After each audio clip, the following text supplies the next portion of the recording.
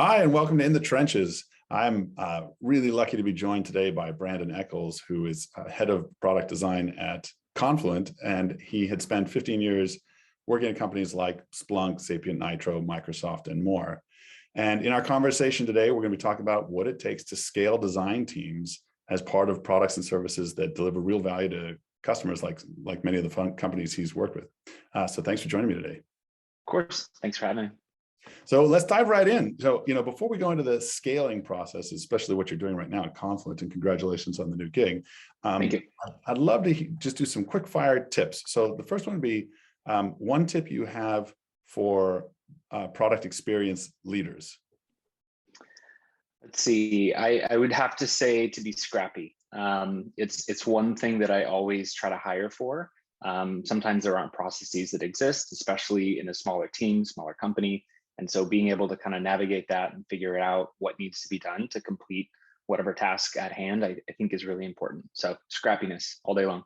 Okay, cool. And then when you think about teams themselves, product experience teams, one tip you have for the overall team? I think it's aligning on goals together as a team, making sure that you understand what the goal is, what the outcome or suspected outcome would be is really, really important. I think it helps make everyone kind of a decision maker, and you can move much more quickly if you understand the end goal. Drilling into that one a little bit, any specific methods you found of getting everybody aligned? I think having a one-pager across teams for the kind of triad across engineering, across PM with design, ownership of a single document is really, really important in my experience. When you start to have a PM one-pager and an engineering one-pager and a design one-pager, you start to get a lot of lag in terms of what needs to be done.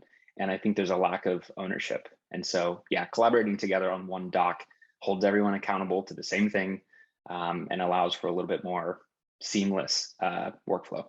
Yeah, absolutely. Okay, so now when we go down to the actual individual who's doing the work, the product experience professional, one tip for them. One tip for them. Let's see. I would say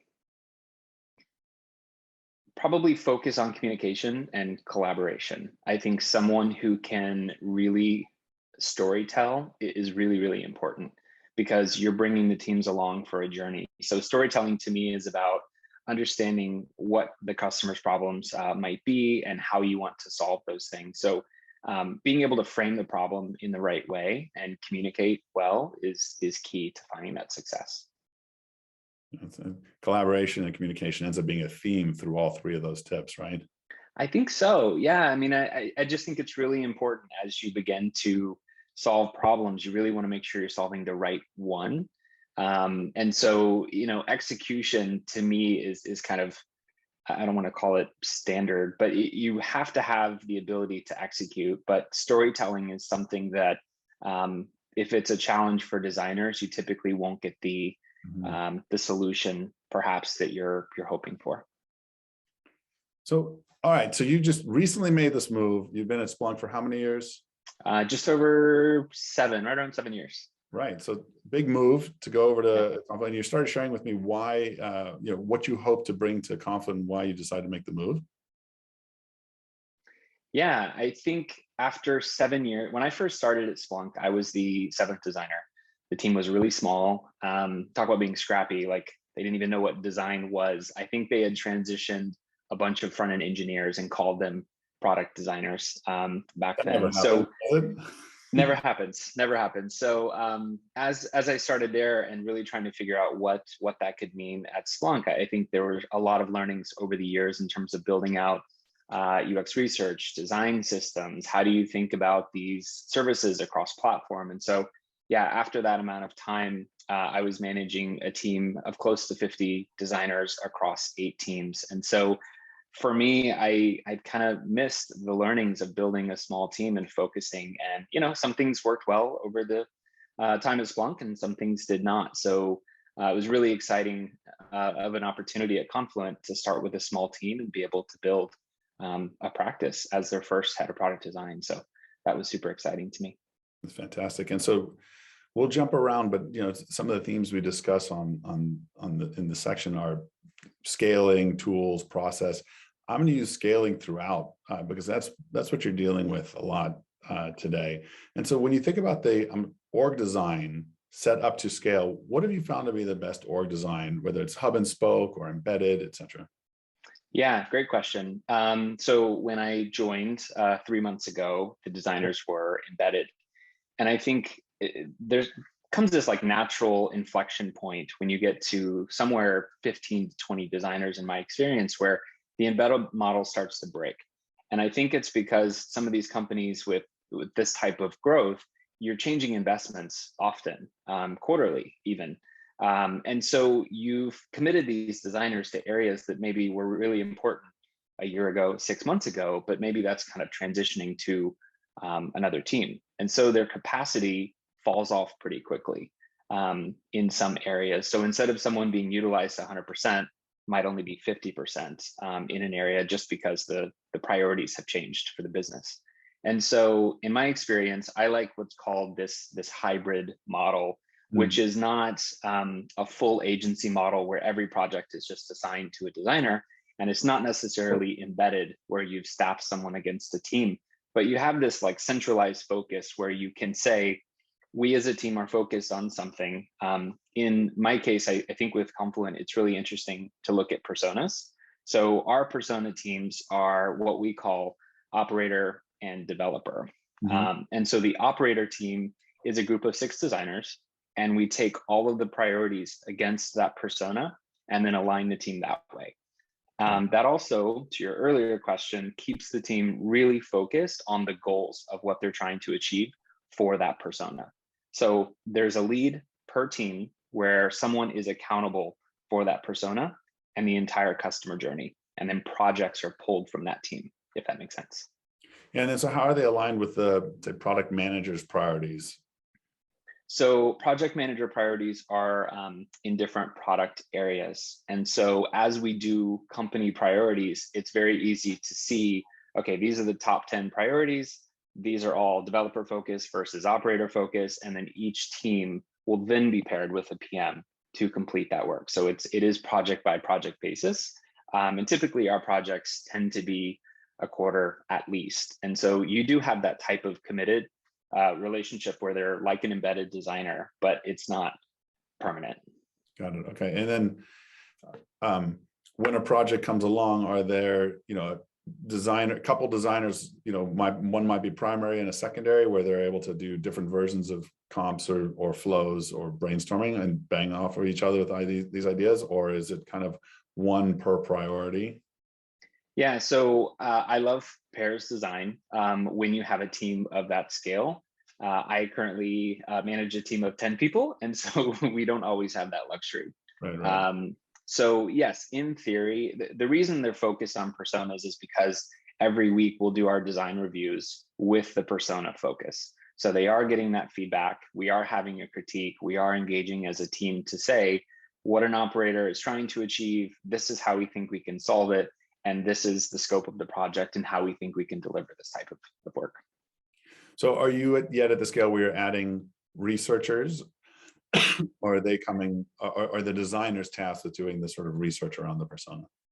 Today, they do their own research on that persona. Some of the changes I've made since starting, we've engaged an agency for help both on UX research and design systems, because those are the tools that, when you look at the responsibilities of a single designer, there's like 8 to 10 responsibilities where you're like, okay, you're responsible for scoping, doing your own research, doing your own design, and then building components and cataloging those components. And so you're taking away from their core time of doing product design by creating all these other kind of ancillary tasks that they have to complete just to get the job done. So for me, the big focus for this quarter and joining Confluent is understanding what the baseline is and bringing in agencies to support some of those things to create better tools, processes for the team to kind of accelerate that type of work.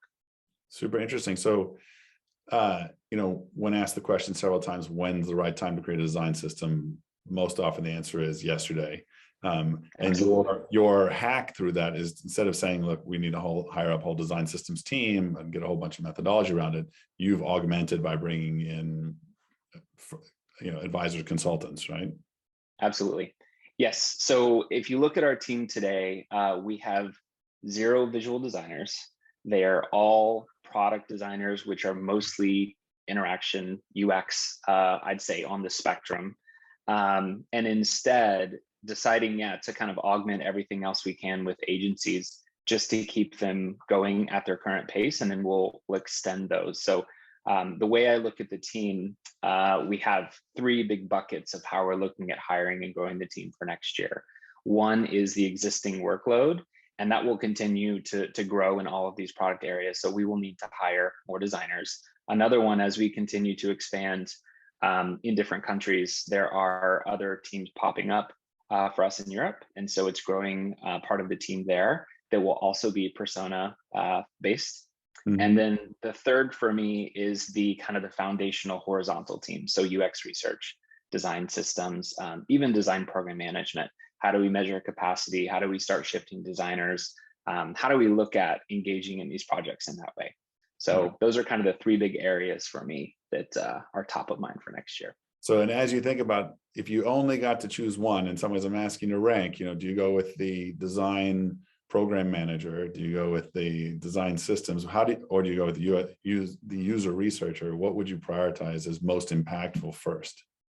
I think user research all day long. I think it's about having the right data to make those decisions. Because at the end of the day, design systems to me really is about having the building blocks that make designers move faster. I think there's a lot of strategy to be had there, and there's a lot of thinking, and especially when you're looking at the look and feel, it's super important.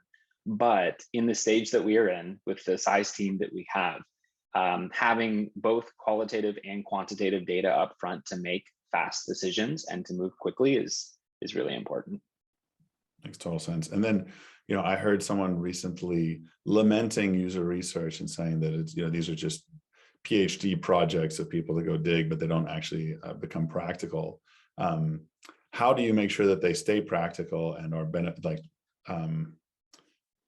action oriented, that people can have clear takeaways and take action on them? Yeah, great question. One of the big things that I'm focused on for this quarter, bringing in agency to support, we have these big rocks that we're going to focus on for next year. And so all of product management have kind of aligned, engineering aligned on these big rocks. And as we start to put these pieces together, I have a lot of questions. Where do they fit within the customer journey? What do we know? What do we not know? How are we solving these types of problems? And so one of the exercises we're going through with our product staff, which is everyone who reports to our CPO, I'm bringing in this agency to help support a workshop where we are engaging, placing those on the customer journeys for both developers and operators, and then engaging user research, not only for our customers, but also support, and then our field, our sales field. So as we're having those types of conversations, we can understand if those are the right problems we should be solving for next year. And when you arrived at Confluent, were there user journeys fleshed out? They were 3 years old, okay, and not used. And so one of the first big projects for our design team was to get together as a team and really spell out what we understand these customer journeys to be. So the goal is to validate these with the field using our strategy for next year for our product. And so you kicked off a sort of a refresh of these user journeys. Mostly in a remote world with a team that that sounds like you're in multiple countries, with at least 2 personae. And were there specific tools you found helpful in getting that job done? At Splunk, we were kind of an early adopter of Figma, and I am in love with Figma. I mean, I think it's great. Like, we use FigJam for those types of collaboration sessions.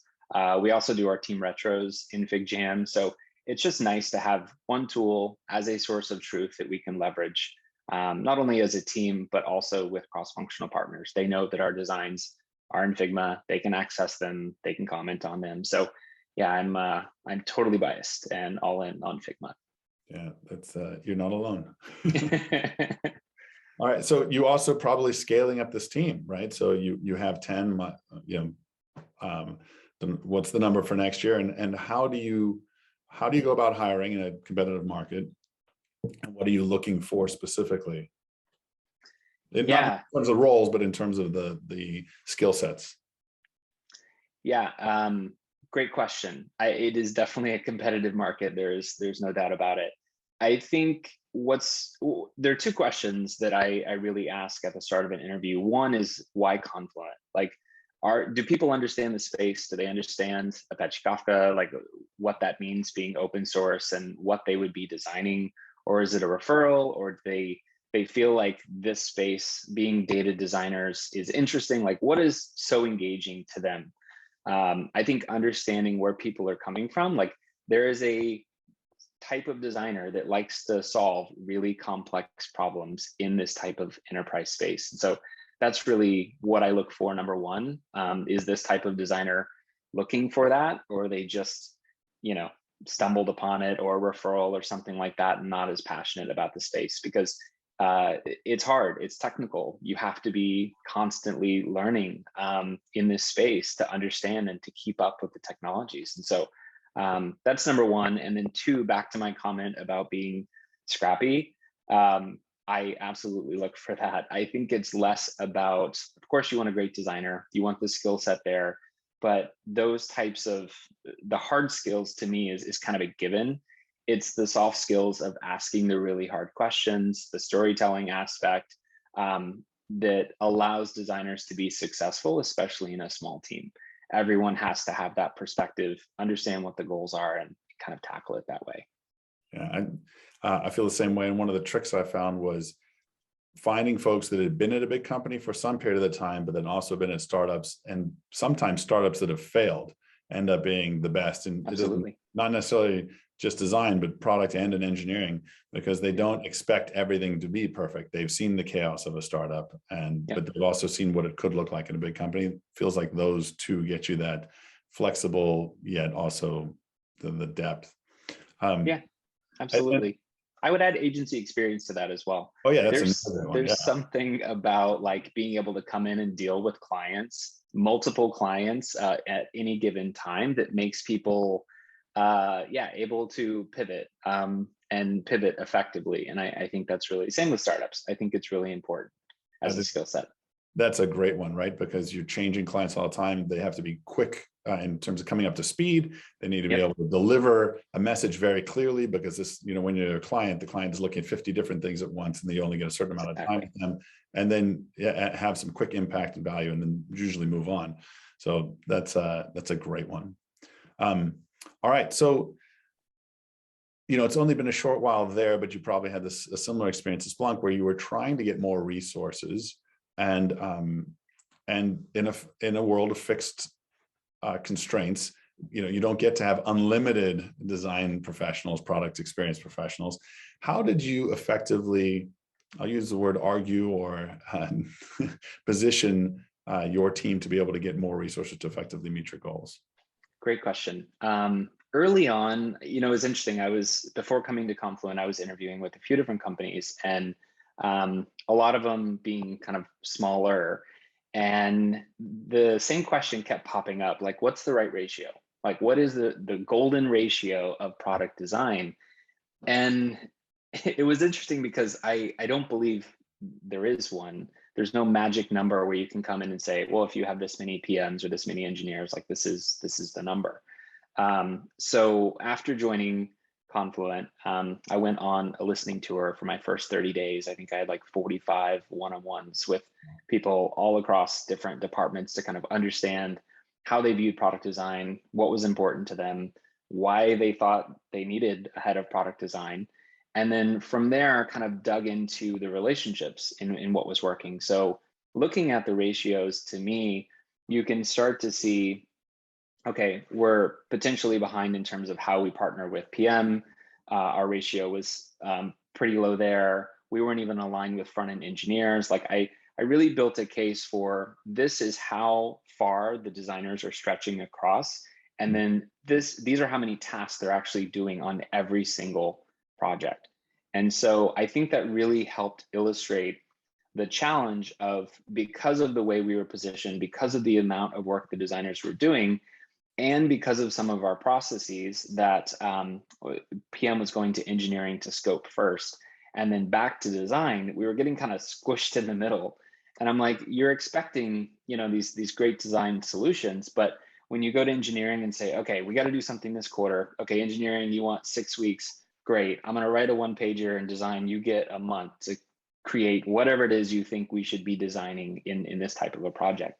And so I think it's really the mixture of unpacking processes, a ratio, and expectations of the designer as they're engaging in those projects together that could help tell the story of, hey, we could focus on these top priorities, but if we limited these types of activities, if we focused on the highest priorities, this is the amount of impact we could have, and think about this differently. So that was really the story I told to leadership, and it did work well. I have a significant number of headcount for next year, which is super exciting. So now it's just a matter of making sure the team's designed to scale that way.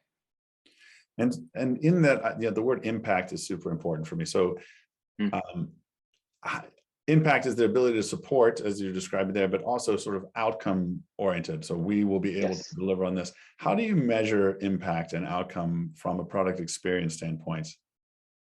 Yeah, great question. I think you should have those types of success metrics on every single project. So back to the 1-pager that I was mentioning, where you have this kind of shared understanding across PM and engineering, I think that's where you should define what success means. Is it this type of product experience? Is it a new look and feel? Is it this much engagement? Like, what are the actual kind of metrics that you want to measure what you're creating together to make sure that that goal is consistent and that you're aligning on that all the way through the process? I think when you have more of that waterfall process of, okay, design's a service, engineering's a service, and PM is just focusing on delivering something at the end of the quarter, that's when it really starts to break down and you kind of lose the intent of what that outcome could be. And so at the end, you're like, we delivered. Is it working? I don't know. Is it the right thing? Probably not. We rushed it. But you have all these questions and you really don't know if you've answered it well. Right. And there's a muscle to be built in determining what those are ahead of time, setting goals and milestones, and then measuring back. How close were you? What did you miss? Why did you miss? So you can be better predicting the future and also course correct if you're not getting, if you redesigned an entire experience flow and it made no difference to the metrics, but maybe looked nicer or whatever the other metrics you weren't really trying for, then it could be considered a failure unless that was your goal, was to sort of modernize an experience.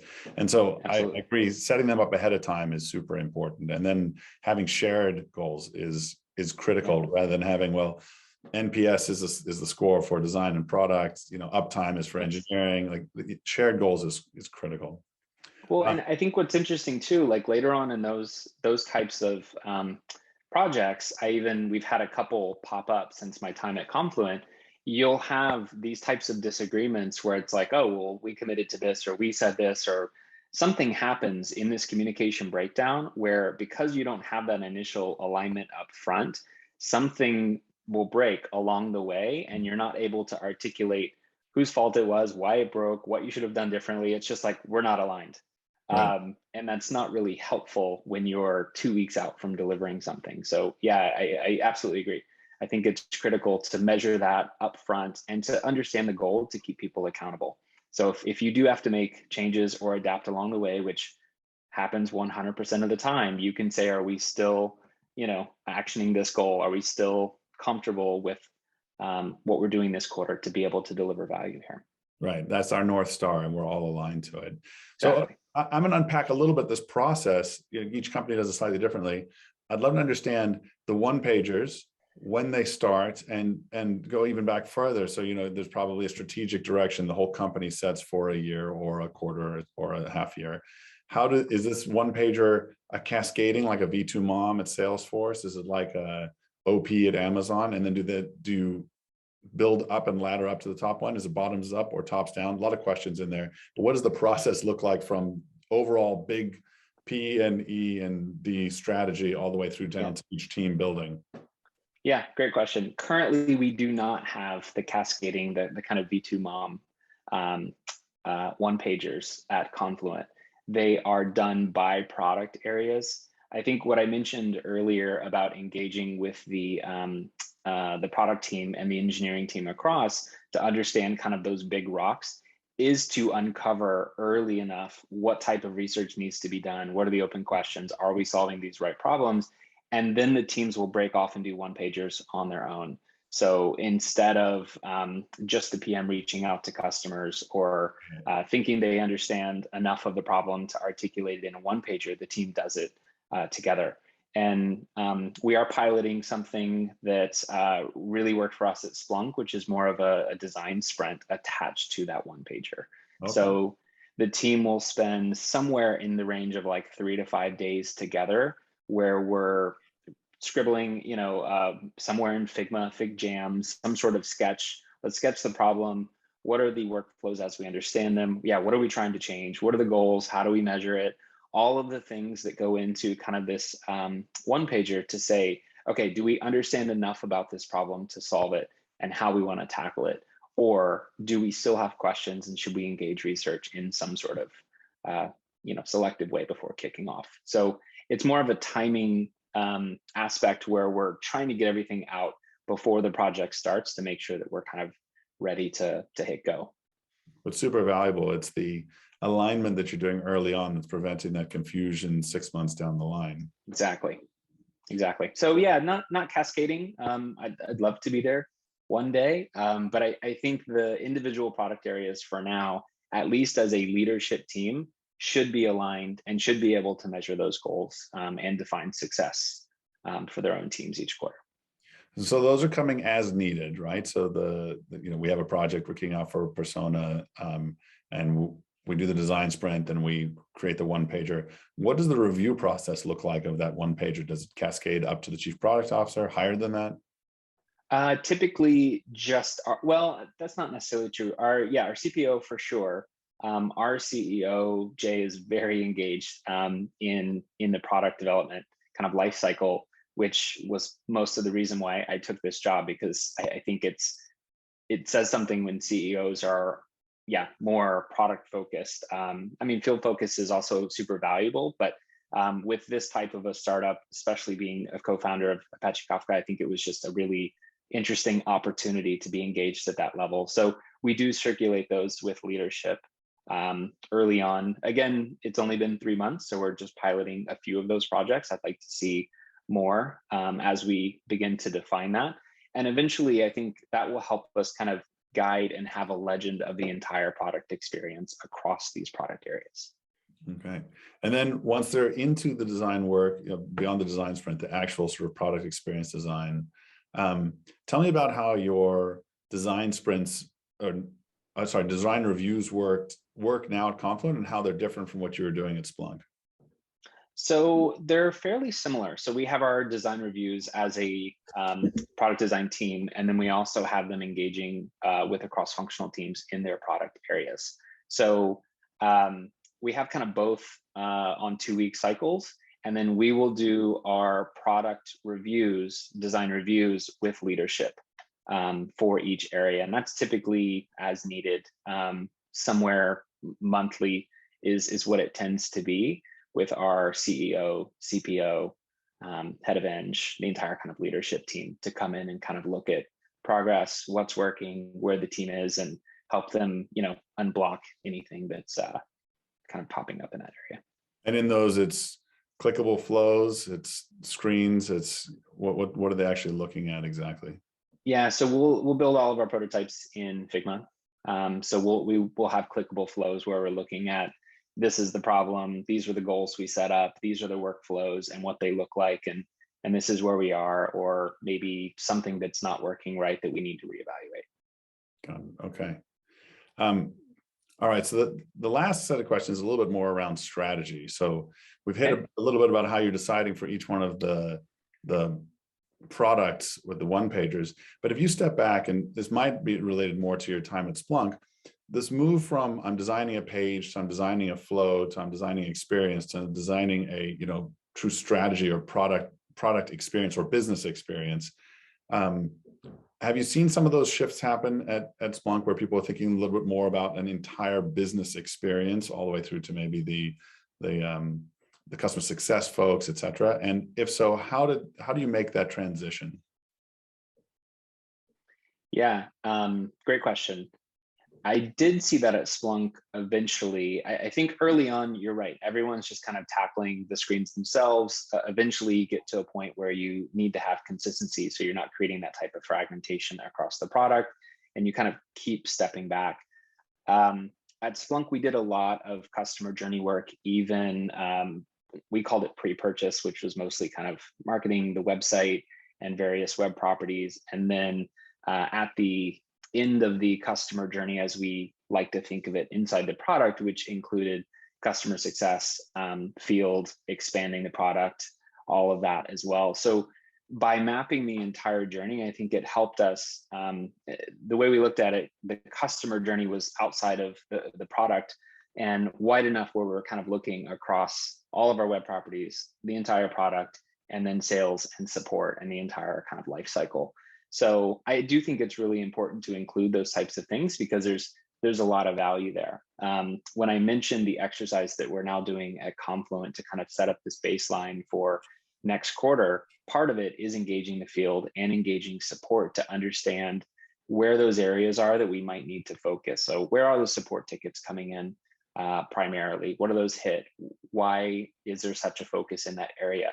Is that a problem that we have in our big rocks, our plans for next year and how we want to tackle it?